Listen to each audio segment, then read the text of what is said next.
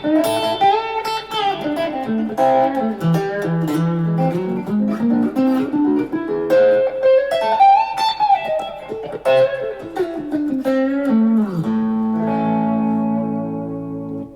folks, in this quick lesson we're going to have a look at the whole tone scale. I think this is a scale that a lot of guitarists maybe don't quite know what to do with. Maybe you might have heard of it or you might have learnt it from a book, but you might not necessarily know how to use it in a solo. So that is what we're going to look at today.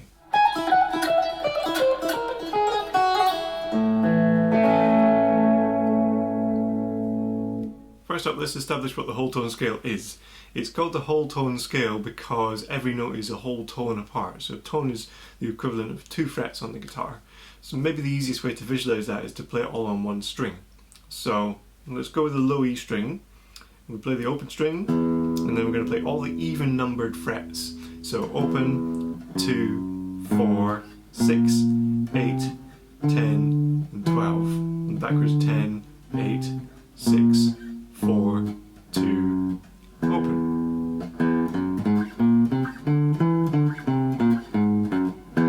You can probably hear straight away it's quite an unsettling sounding scale. It's not like a minor pentatonic when you're straight away into kind of blues and rock mode. So we're going to have to be quite careful about the way we use the scale. Let's look also at putting across different strings. So one of the best ways to do that is to do 3 notes per string. We'll do it in the same key, starting on the low E string, and then we're going to cross strings and we're going to end up going in a kind of a diagonal direction, end up much further up the fretboard.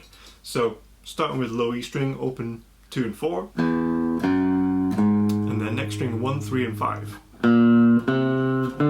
Next string 2, 4, 6, 3, 5, 7, 5, 7, 9, 6, 8, 10. And then you could complete that second octave and just going up to the 12th fret on the very top as well, so you're a full 2 octave stretch. So let me play that again.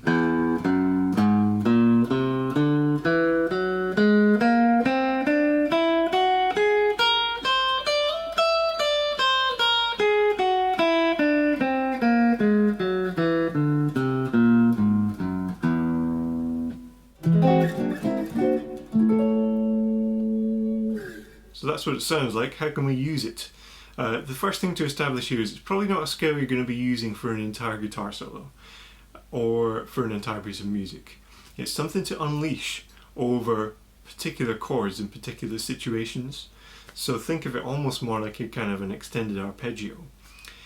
Let's think about what chord it might work over. The way we do that is to think about what chords we can make from the notes within the scale.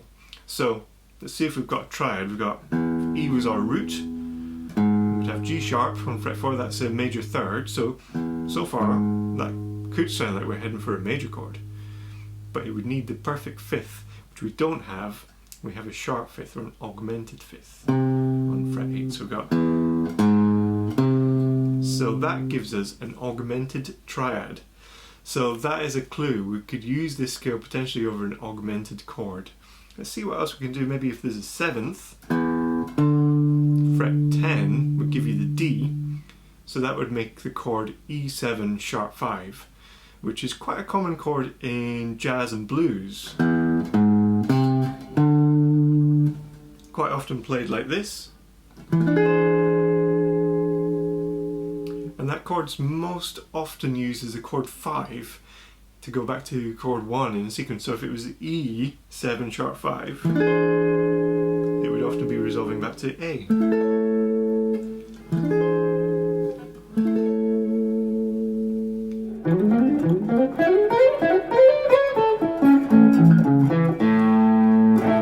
Alright, to show you this in action, I'm going to set up a quick loop in the key of A. So I'm going to play an A chord for 4, and then an E augmented triad, which if you don't know is fret 7 on the A string with your 3rd finger, fret 6 on the D string with your 2nd finger, fret 5 on the G string with your 1st finger. So you get a diagonal line without missing any strings. And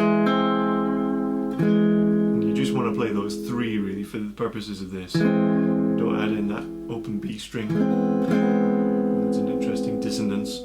So we got A, 2, 3, 4,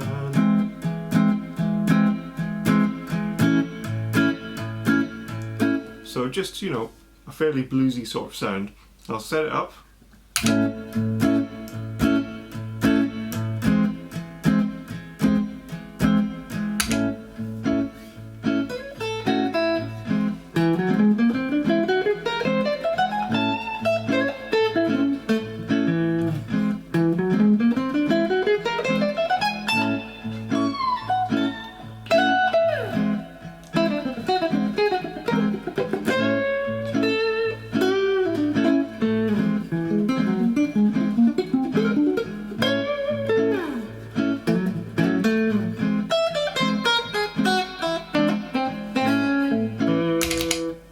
So that was just me messing around with a few ideas using that whole tone scale over the E augmented chord, but using notes from, broadly speaking, the A major scale over the A chord. And that shows you get quite, it brings you into kind of a jazzy sound. It's not very sort of traditional blues, but a really interesting sound.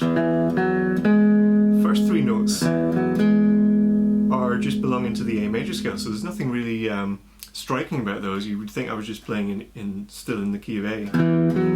It's this next lot, that one there, so that's a B flat against the key of A. It's got a funny sort of Phrygian sound almost. And then this next one is C natural, so that's got sort of minor third relating to A, so that's an interesting clash. We've got D, which is in the A major scale, so that's fairly safe. And then we're back to E. So there's two notes in there.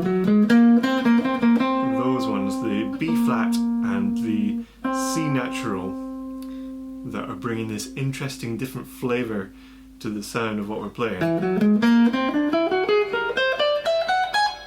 then it will resolve nicely back to A.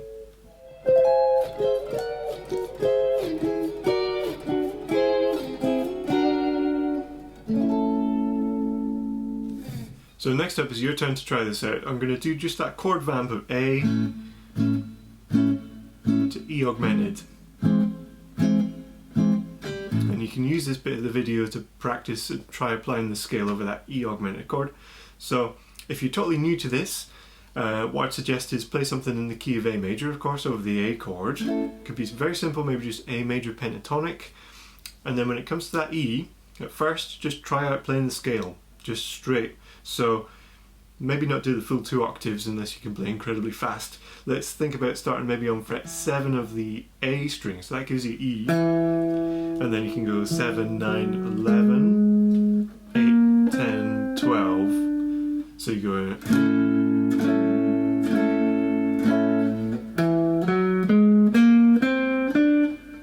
could add in that 9th fret as on the G string as well. So that would just get you used to the sound, get you used to using it. So here it goes. 1, 2, 3, 4.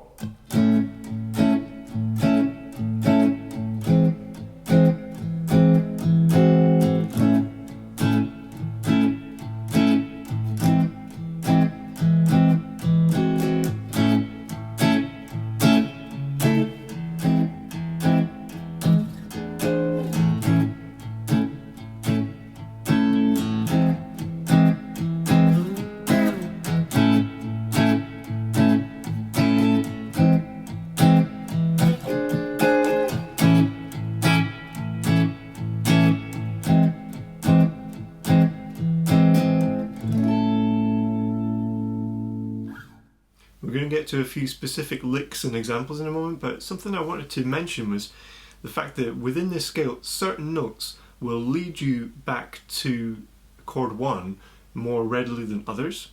So, keeping in that same key, we go through all the notes of the scale in 1 octave. The first note being that E. That note is also in an A major chord. So if you end a whole tone scale run on the E, you can just continue to play that E. So that can be quite a nice way of smoothing the transition from E whole tone back to A major. The next note is F sharp. That one is in the A major scale, but not in the A major chord. And it's not that close to any of the other notes in the chord, so it doesn't have a really strong pull. What we're looking for is notes that are maybe one semitone apart from a note that's in the A major chord, because then it's got that strong pull up or down to take us back to chord 1. So that one's slightly weaker. I would probably avoid ending a run on that F sharp in general. The next one's G sharp, which is one semitone away from the note of A, so that would be a good one to end on.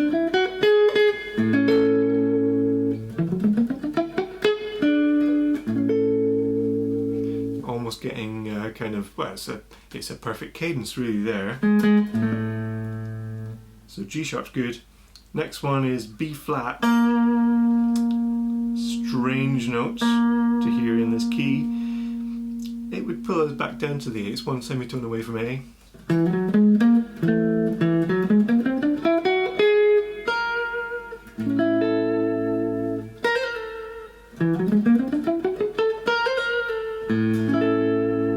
That's kind of an interesting one. Next one's C natural, which is one semitone away from C sharp, which is in the A major chord. So that's great, that one I love.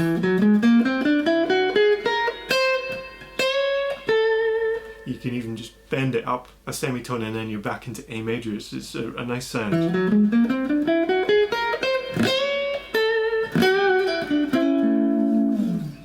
And then there's one more, there's a D, and the D is one semitone away from C sharp, which is in the A chord, so that's also quite strong.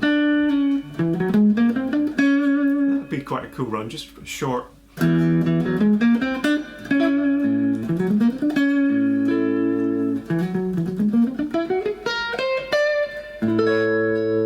So you can see the only one that was maybe not quite as strong was that F sharp. And E itself is maybe quite plain if you want quite a plain kind of transition, whereas the other ones have all got a semitone pull, one way or the other, to a note that's in the A chord.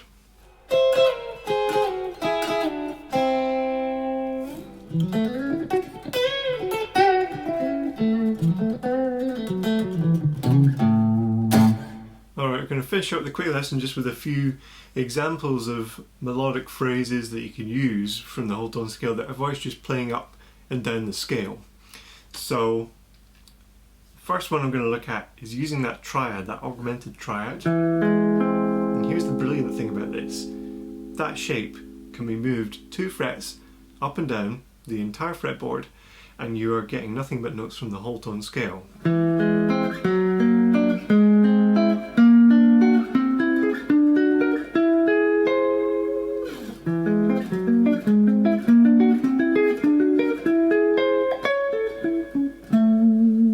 So you could try and do a whole octave. That was 1, 2, 3, 4, 5, 6, and then on the 7th one you end up an octave higher than where you started, and then you could resolve back to A in whatever way you want. Or what about mixing up the picking, going down and then up on the next arpeggio.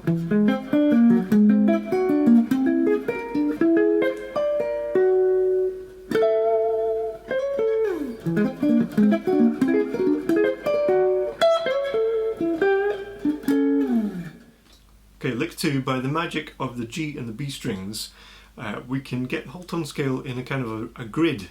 So the frets for the whole tone scale on the G string are exactly the same frets on the B string. So let me show you what I mean. If I start on fret 5 of the B string, and then I'm going to go into fret 3, and then I'm going to do the same thing on the G string. Those are all in the whole tone scale. And then I can just, again, move it up 2 frets and 2 frets and 2 frets.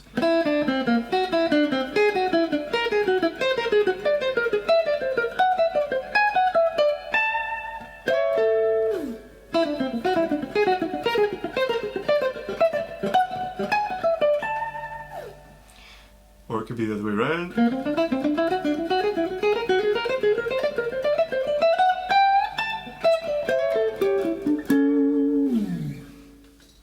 Okay, one more quick example. Let's see, we can do an augmented triad on the 3 highest strings, so the G, B and the E strings. So again, staying in this key that we were on over the chord of E augmented, we could do that by going 5th fret on the G string with your 2nd finger, 5th fret on the B string with your 3rd finger, and then 1st finger on fret 4 of the high E string, so 5, 5, 4, and that gets you your augmented triad. And then again, the wonders of the whole tone scale mean you can just move it up 2 frets at a time.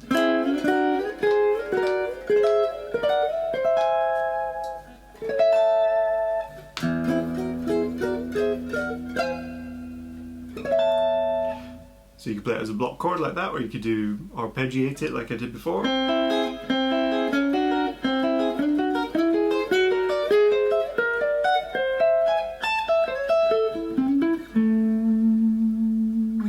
Or you didn't necessarily have to go up 2 frets, you could go 4 and then back 2, or let's see.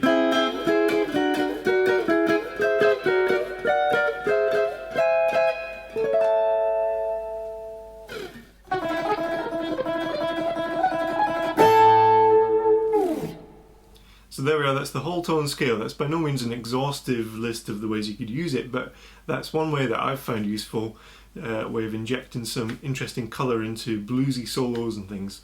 So I hope you've enjoyed it. If you have any questions, you can leave a comment. If you don't subscribe already, then please do, and give us a thumbs up if you've enjoyed it.